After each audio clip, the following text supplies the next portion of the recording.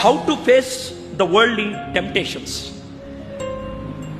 బైబిల్లో అతిపెద్ద కీర్తన 119 కీర్తన. బైబిల్లో అతిపెద్ద కీర్తన 119 కీర్తన.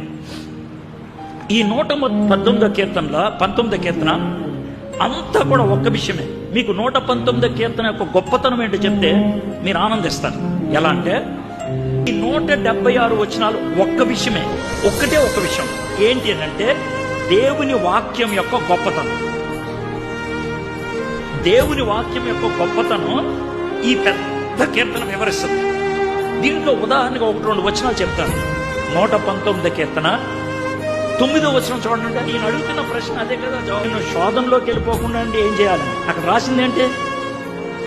సేమ్ కదా, అర్థమైందా? దాహం వేస్తే ఏం చేయాలి? దగ్గొస్తే ఏం చేయాలి? నీళ్లు తాగాలి. ఇక్కడ నీళ్లు పెట్టారు, తాగకుండా దగ్గితే ఎవరిది తప్పు? నీదే. ఎంత బాగా చెప్పారు చూడండి.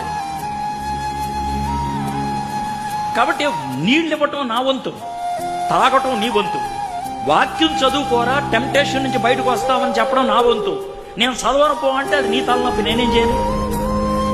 ఇంకా వేరే మార్గం లేదు, ఇంకా వేరే మార్గం లేదు. 11వ వచనం చూడండి. అందుట్లోనే పొద్దున్నే లేచి వాక్యం చదవాలి.